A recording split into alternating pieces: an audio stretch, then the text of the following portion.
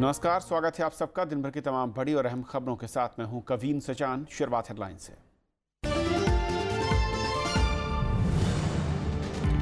आज आधी रात से लागू होगा जीएसटी। संसद के सेंट्रल हॉल में खास कार्यक्रम।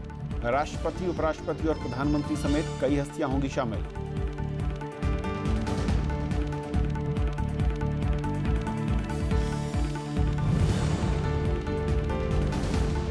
कांग्रेस समेत कई विपक्षी दल जीएसटी समारोह से रहेंगे दूर। आधी अधूरी तैयारी के साथ लागू करने का आरोप। 2 महीने के ट्रायल की मांग।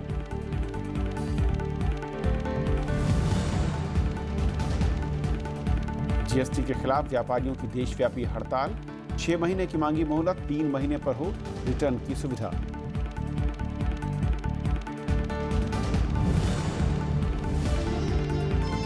भूटान की जमीन पर चीन बंद करे सड़क निर्माण। भारत और भूटान ने बताया समझौते का उल्लंघन। चीन ने कहा वार्ता से पहले सेना हटाए भारत।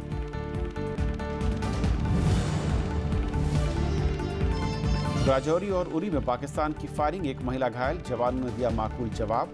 भारत से रिश्तों पर नवाज शरीफ की उच्च स्तरीय बैठक।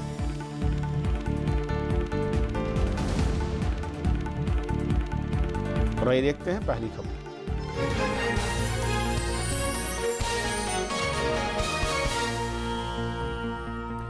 आजाद भारत में सबसे बड़े कर सुधार जीएसटी की शुरुआत आज आधी रात से हो रही है और इस मौके पर संसद के सेंट्रल हॉल में खास कार्यक्रम में राष्ट्रपति, उपराष्ट्रपति और प्रधानमंत्री शिरकत करेंगे।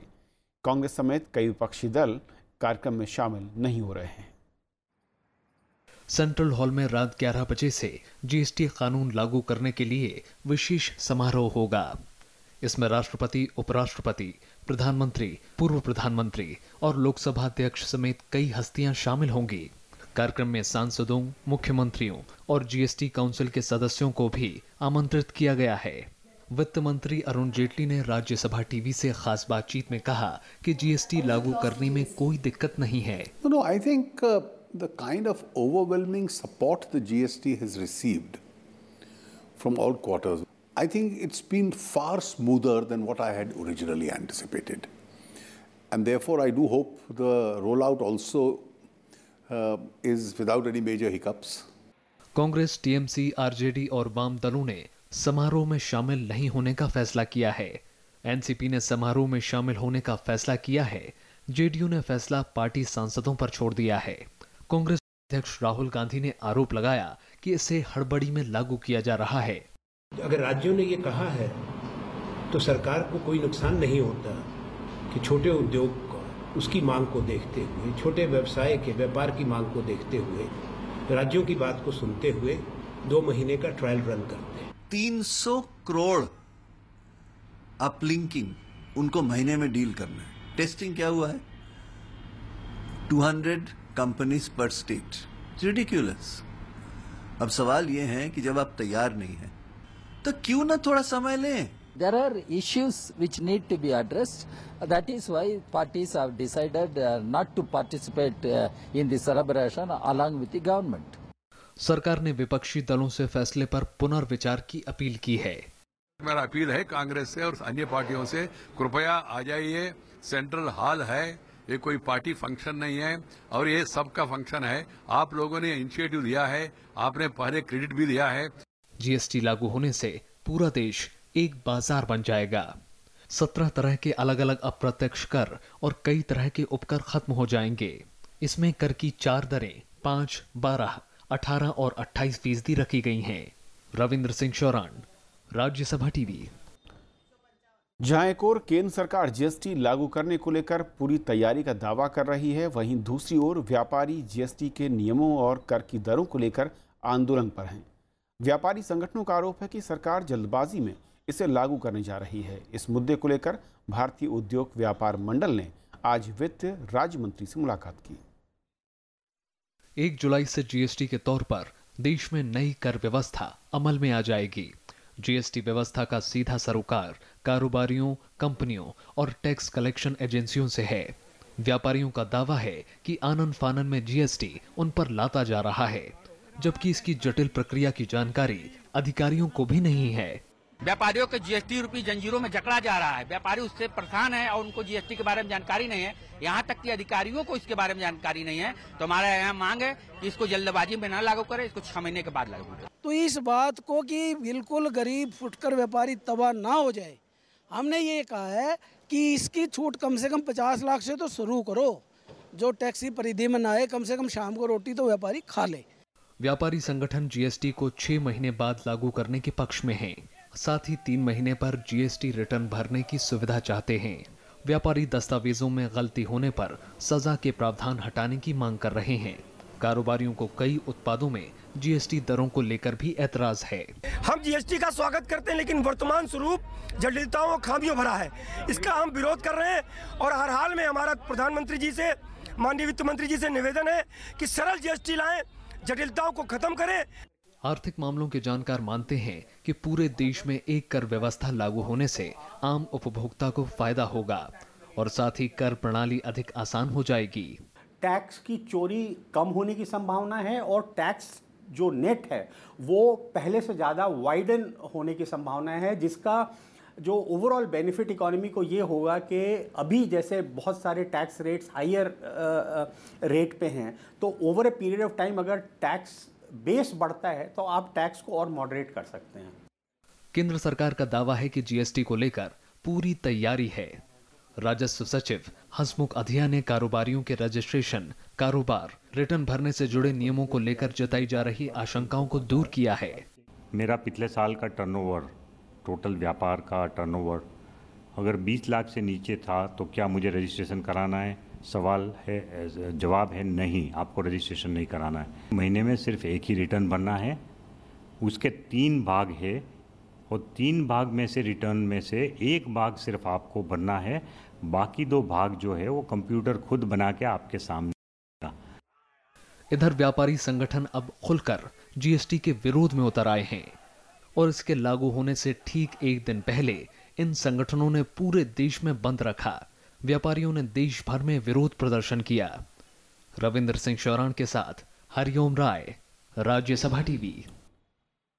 और जीएसटी की और बातचीत करेंगे, इसकी बारीकियां और राजनीतिक इसके जो पहलू हैं उस पर बातचीत करने के लिए हमारे साथ खास मेहमान जुड़ रहे हैं। राजेश महापात्रा एग्जीक्यूटिव एडिटर हैं हिंदुस्तान टाइम्स में। राजेश जी, स्वागत है आपका।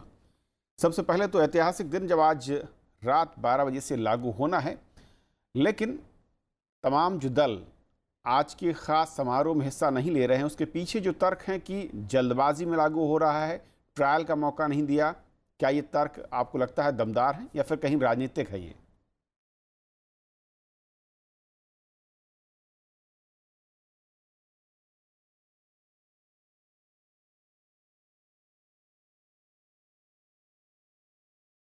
देखिए, हमारे एक कहावत है कि हर चीज का सही वक्त वही होता है जब वो शुरू हो जाता है। ये जो जीएसटी है, इसकी तैयारी 2 दशक पहले जब असीम दासगुप्ता बंगाल के फिनेंस मिनिस्टर थे, उनके अंदर एक empowered state finance ministers committee बैठाई गई थी और वहीं से इसकी शुरुआत हुई। फिर आगे जाकर इसको यूपीए सरकार के दौरान आगे बढ़ाया गया और उसके बाद इसकी मोमेंटम पिछले 4-5 सालों में आगे पकड़ में आई और आखिर में ये अभी मोदी सरकार के अंदर ये कानून बनने जा रहा है। अब चंद घंटों में जीएसटी लागू हो जाएगा।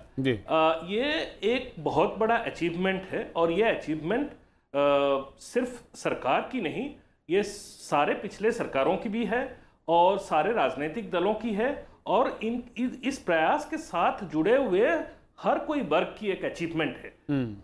और इसके ऊपर मैं बधाई देना चाहूँगा सरकार को, प्रधानमंत्री मोदी जी को और वित्त मंत्री अरुण जेटली जी को।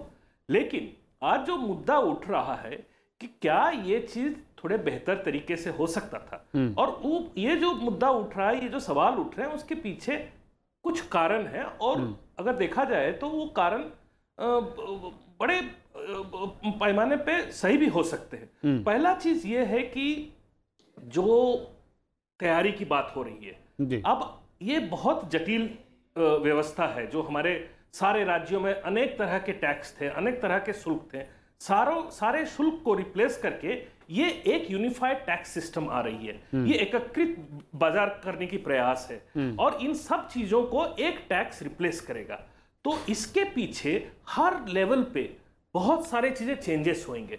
तो हमारे यहाँ पे अभी क्या हुआ है, ऑफिशियल्स की ट्रेनिंग हो गई है, बहुत हद तक हो गई है, कई एरियाज में कंफ्यूजन है, लेकिन वो कंफ्यूजन चाहो आप कितना भी तैयारी कर ले, वो कंफ्यूजन रहती है और वो धीरे धीरे जाके क्लियर होता है। लेकिन सबसे बड़ा जो कंसर्न आ रहा है कि जो व्यापारी हैं, छोटे व्यापारी हैं, जो छोटे कंपनियां हैं, स्मॉल और मीडियम एंटरप्राइजेस है, उनके पास जो लोग हैं उनकी कोई ट्रेनिंग नहीं हुई है, उनकी कोई क्लैरिटी बड़े सारी चीजों के ऊपर नहीं है।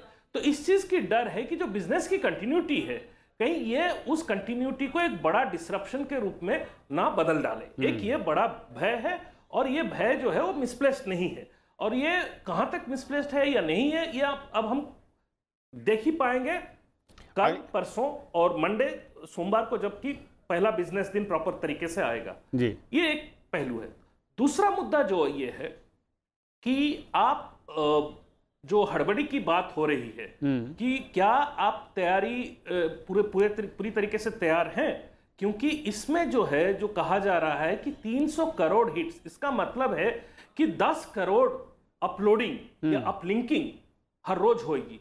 और ये जो जीएसटीएन है कि पत्रकारों से बात करते हुए जीएसटीएन के लोगों ने जो इस चीज से जुड़े हुए हैं, इन्होंने ये भय प्रकट किया है कि शायद हमारी तैयारी पूरी ना हुई हो और कहीं अगर ये जीएसटीएन बैठ गई और ट्रांजैक्शंस नहीं ले पाई और क्रैश करने लग जाए सिस्टम, तो इससे क्या होगा, पैनिक फैल जाएगी और उसके बाद केओस फैल जाएगी। और हमने पहले भी देखा है जब इस तरह से पैनिक और केओस फैला है, हमारी जो सरकारी व्यवस्था है वो उसकी प्लान भी बड़े कमजोर होते हैं। तो इस चीज को लेकर लोगों के बीच में बड़े सारे एंजाइटी है और वो एंजाइटी एक तरह से जस्टिफाइड है जी। अब आइए तीसरे मुद्दे पर। तीसरा मुद्दा यह है कि जब क्या कहा गया था, जीएसटी का सबसे बड़ा सेलिंग पॉइंट क्या है कि ये एक यूनिफाइड टैक्स सिस्टम होगा, one tax one nation. Now one tax doesn't necessarily has not translated into one tax rate. अब हमने इसके अंदर 4 स्लैब घुसा दिए और ये जो 4 स्लैब में अलग अलग जो प्रोडक्ट्स बांटे, उसकी कोई प्रिंसिपल्स बड़े क्लियरली डिफाइन नहीं हुए हैं। इसमें थोड़े आर्बिट्रेरीनेस दिख रहा है और जब आर्बिट्रेरीनेस आ जाती है तब उसको लेकर बड़े तरीके से रेजिस्टेंस शुरू हो जाते हैं और वही होने लग गया। कोई कहता है कि जी सोना को आपने क्यों 3% लगाया, एसेंशियल कमोडिटीज को क्यों 18% लगाया। कोई कहता है कि जी कोका कोला, पेप्सी कोला को भी आप 12% लगा रहे हो या 28% लगा रहे हो, उसके साथ फ्रूट जूस को भी वही रेट लगा रहे हो। ये अगर आप चाहते हो कि फ्रूट जूस को प्रमोट करो और एरेटेड ड्रिंक्स जो अनहेल्दी ड्रिंक्स होते हैं, जंक फूड, उनके साथ आप फूड प्रोडक्ट्स जो हेल्दी फूड प्रोडक्ट्स होते हैं वो एक लेवल पे क्यों लगा देते हो। इस तरह के अनेक तरह के सवाल उठेंगे। तो बेहतर यही होता कि जिन जिन देशों में जीएसटी सक्सेसफुल हुआ है वहां पे ज्यादा से ज्यादा 2 रेट होते हैं। 2 रेट क्या होते हैं? एक रेट होता है जो हर कमोडिटीज को अप्लाई होता है, एक होता है नेगेटिव लिस्ट, दूसरा रेट जो है आप वो नेगेटिव लिस्ट पे लगा दो। तो मेरे ख्याल से हमारी सिस्टम और हमारी फेडरल स्ट्रक्चर, इतने सारे राज्य हैं, इतने कॉम्प्लिकेटेड स्ट्रक्चर है, शायद ये संभव नहीं था कि एक स्ट्रोक में हम 2 टैक्स रेट के ऊपर चले जाते। लेकिन जो हमने 4 टैक्स स्लैब्स किया, उसके जो फिलोसफी है, उसकी जो प्रिंसिपल्स है, उसको हमें थोड़े ढंग से सोच समझ के डिफाइन करके एक बड़ा क्लियरली लॉजिकल फ्रेमवर्क के अंदर करना चाहिए था, तो मेरे ख्याल से हुआ नहीं है। जी जी राजेश, अब जो आखिर में जो सवाल आता है, जो राजनीतिक दल लोगों ने हट गए हैं इस चीजों से, वो ऐसा है कि देखिए सरकार को भी थोड़ा सा इस चीज का प्रयास रखना चाहिए कि हमारी ये फेडरलिज्म की बात है। आप कुछ कह रहे हैं? जी आप कंटिन्यू करें। गोविंद जी, आपको मेरी आवाज सुनाई दे रही है? यश मिल रही है, आप कंटिन्यू करें।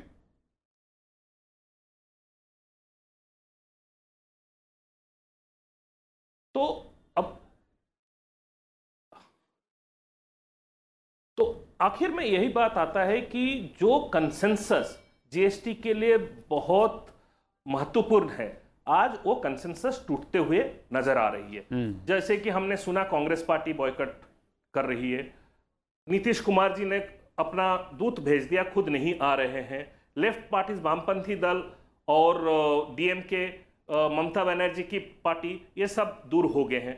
ये थोड़ा जो है, क्योंकि ये जीएसटी के सक्सेस के लिए हर स्टेट की पार्टिसिपेशन, एंथुसियास्टिक पार्टिसिपेशन जरूरी और सभी स्टेट की रजामंदी के साथ ही इसे लागू किया गया है, क्योंकि इसके बिना लागू हो नहीं सकता था। लेकिन देखना हो कि जो चिंताएं हैं वो अगले कुछ महीनों में किस तरीके से दूर होती हैं या फिर उन चिंताओं के रास्ते ढूंढे जाते हैं। बहुत बहुत शुक्रिया आपका इस चर्चा में शामिल होने के लिए। ये थी पहली खबर, छोटा सा ब्रेक और ब्रेक के उस पार कुछ और खबरें।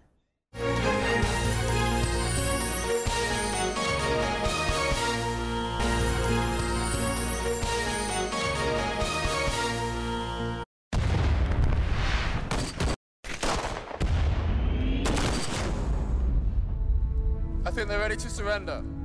आईएनए की बागी फौजियों पर अंग्रेज देशद्रोह का मुकदमा चलाएंगे। उन तीनों के बचने के चांसेस कम हैं। ये कोई आम केस नहीं, कोर्ट मार्शल है। बोला भाई, एक केस आप कांग्रेस के लिए नहीं, सुभाष बोस के लिए लड़ी।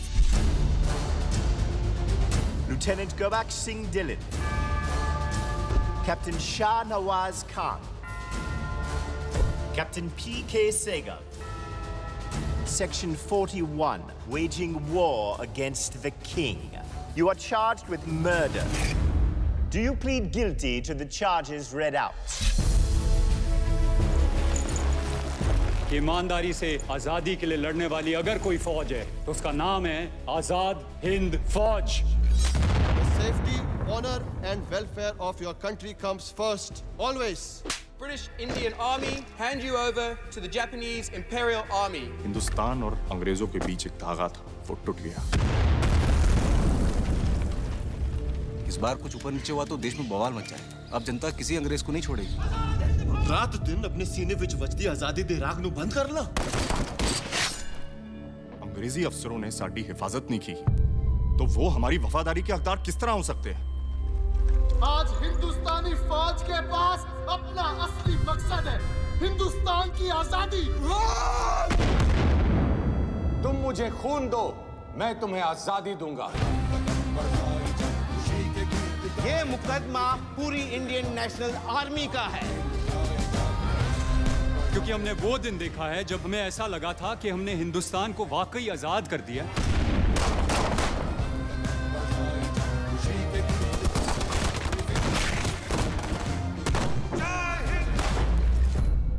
देश की आजादी की लड़ाई कोर्ट में लड़ी जा रही है और इस वक्त पूरा देश एक साथ तैनात है।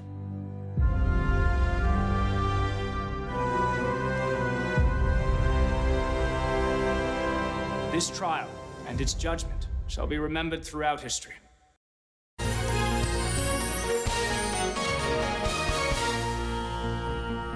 प्रधानमंत्री नरेंद्र मोदी ने कहा है कि भारत में निवेश का ये सबसे बेहतर समय है। उन्होंने आज गुजरात के गांधीनगर में टेक्सटाइल इंडिया सम्मेलन में ये बात कही। इसके साथ ही प्रधानमंत्री ने मुरासा में 2 जल परियोजनाओं की शुरुआत भी की। नरेंद्र मोदी ने शुक्रवार को गांधीनगर में टेक्सटाइल इंडिया 2017 सम्मेलन की शुरुआत की। इसमें देश के अलावा 100 देशों से आए कारोबारी और कंपनियां हिस्सा ले रही हैं। सम्मेलन में प्रधानमंत्री ने कहा कि टेक्सटाइल क्षेत्र में निवेश की अपार संभावनाएं हैं और इसके लिए ये सबसे अच्छा समय है। India is today described as the bright spot in the global economy. It has emerged as one of the most attractive global investment destinations. This has been made possible by a series of sustained policy initiatives. इससे पहले प्रधानमंत्री ने मोडासा में 2 सिंचाई परियोजनाओं की शुरुआत की। 552 करोड़ रुपए की लागत से बनी इस परियोजना का फायदा किसानों को मिलेगा। इस मौके पर प्रधानमंत्री ने कहा कि उनकी सरकार ने किसानों की आय दोगुनी करने का लक्ष्य रखा है और बीज से लेकर फसल तक किसानों को हर चीज के लिए दोगुने पैसे मिलेंगे।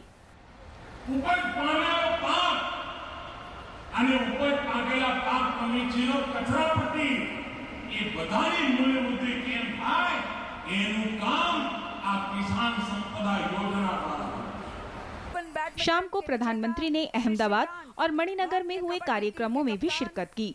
2 दिन के गुजरात दौरे के पहले दिन प्रधानमंत्री ने राजकोट में सभा और रोड शो किया था। Bureau report, Rajya Sabha TV. राष्ट्रपति पद के लिए विपक्ष की कुमार ने आज अहमदाबाद के साबरमती आश्रम से प्रचार अभियान की शुरुआत की। वो आश्रम में करीब 40 मिनट रहीं। उनके साथ कांग्रेस के कई नेता थे। उन्होंने विधायकों और सांसदों से अंतरात्मा की आवाज़ पर वोट करने की अपील की। मीरा कुमार ने कहा कि उनकी लड़ाई राष्ट्रपिता महात्मा गांधी की विचारधारा को आगे ले जाने के लिए है। बाद में वो मुंबई गईं और समर्थन की अपील की। इस समय जो लड़ाई लड़ रही हूँ वो गांधी जी की विचारधारा को लेकर ही लड़ रही हूँ। गांधी जी की विचारधारा को आगे बढ़ाएं हम, इसके लिए शक्ति मिले। भारत ने साफ कर दिया है कि चीन को सिक्किम से सटी भूटान और भारत की सीमा पर सड़क निर्माण बंद करना होगा और 16 जून 2017 से पहले की स्थिति बरकरार रखनी होगी। इसके लिए ही भारतीय सैनिकों ने डोकाला इलाके में चीनी सैनिकों को भूटान की जमीन का अतिक्रमण करने से रोका। इस मामले में विदेश मंत्रालय दिल्ली और बीजिंग में चीन के संपर्क में है। भूटान के साथ भारत रक्षा मामलों में सहयोग करता रहा है और इसीलिए चीन को भूटान की ज़मीन पर सड़क बनाने से रोका जा रहा है। इसे लेकर 20 जून को भारत और चीन के बीच फ्लैग मीटिंग भी हुई। भारत ने चीन की हरकतों को चिंतित करने वाला बताया। पहले से यह तय है कि भूटान, भारत और चीन के मुहाने पर कोई भी काम चीन को सहमति के आधार पर करना होगा। इस बीच चीन ने कहा कि वो मौजूदा विवाद पर तभी बात करेगा जब भारत अपनी सेनाएं हटाएगा। वहीं नाथुला दर्रे के रास्ते कैलाश मानसरोवर यात्रा रद्द कर दी गई है। जम्मू कश्मीर में पाकिस्तान की ओर से आज फिर सीजफायर का उल्लंघन हुआ। उरी और राजौरी में पाकिस्तानी सेना ने भारतीय सैन्य ठिकानों और रिहायशी इलाकों को निशाना बनाकर फायरिंग की। हालांकि भारतीय सैनिकों ने भी इसका करारा जवाब दिया। एलओसी पर पाकिस्तान लगातार सीजफायर का उल्लंघन कर रहा है। शुक्रवार सुबह उरी सेक्टर में पाकिस्तान की ओर से बिना उकसावे के गोलीबारी की गई। उरी के ग्वाल्टा में शकीला बानो नाम की एक महिला पाकिस्तानी फायरिंग की चपेट में आकर घायल हो गई। महिला की हालत फिलहाल स्थिर बताई जा रही है। इससे पहले एलओसी से ही लगे राजौरी जिले के कई रिहायशी और सैन्य इलाकों में पाकिस्तान की ओर से गोलीबारी की गई। भिम्बेर गली में सुबह 4 बजे के आसपास हुई गोलीबारी का भारतीय सैनिकों ने भी माकूल जवाब दिया। गुरुवार को भी पुंछ के कई इलाकों में पाकिस्तानी सैनिकों की गोलीबारी में 2 भारतीय जवान जख्मी हो गए थे। पाकिस्तान की ओर से जून महीने में ही 23 बार सीज फायर उल्लंघन हो चुका है। इस बीच पाकिस्तान के प्रधानमंत्री नवाज शरीफ ने सीमा पर जारी तनाव के बीच उच्च स्तरीय बैठक की। बैठक में वित्त मंत्री इशाक डार और विदेश मंत्रालय के वरिष्ठ अधिकारी शामिल रहे। माना जा रहा है कि बैठक में भारत और अफगानिस्तान से जारी तनाव पर चर्चा की गई। Bureau report, Rajya Sabha TV. Madhya Pradesh में किसानों की आत्महत्या का सिलसिला थम नहीं रहा। मुरैना के नहरसिंहपुरा गांव में किसान मोहन सिंह ने ट्रेन से कटकर जान दे दी। मृतक के परिजनों का कहना है कि मोहन सिंह पर बैंक और साहूकारों का करीब 5 लाख रुपए का कर्ज था। जिला प्रशासन का दावा है कि कर्जदारों की ओर से उन्हें परेशान करने के तमाम आरोपों की जांच हुई। गुरुवार को सीहोर में भी एक किसान ने अपने खेत में जहर खाकर आत्महत्या कर ली थी। सीहोर के ही इमली खेड़ा में किसान ने अपने खेत पर फांसी लगाकर जान दे दी थी। तो वहीं मंदसौर में भी गुरुवार को किसान ने फांसी लगा ली थी। सर, बैंक का कर्जा वो खेती के लिए लिया था उन्होंने। उन लोगों से भी लेते थे। हर साल फसल में हार जाते थे सर, घाटा पड़ता था। और बाहर से भी लेते थे, कुछ खेती में पैदावार नहीं था। जांच के आधार पर पता चला है कि वो गृह क्लेश से तंग आकर उसने ऐसा सुसाइड कर लिया है उस पर। बाकी इसकी जांच और की जा रही है, जिससे जांच में आएगा आगे कार्रवाई। और खबरों के इस बुलेटिन में फिलहाल इतना ही, लेकिन जाते आते बात राज्यसभा टीवी की पहली फीचर फिल्म राग देश की, जिसका ट्रेलर गुरुवार को मुंबई में रिलीज किया गया। इस मौके पर फिल्म निर्माण से जुड़ी टीम ने अपने अनुभव साझा किए। ये फिल्म 28 जुलाई को सिनेमाघरों में रिलीज होगी।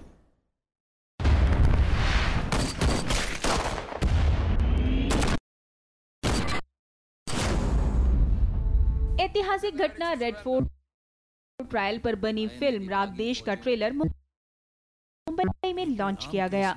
निर्देशक तिग्मांशु धूलिया ने इस फिल्म और इसके निर्माण को लेकर अनुभव साझा किए।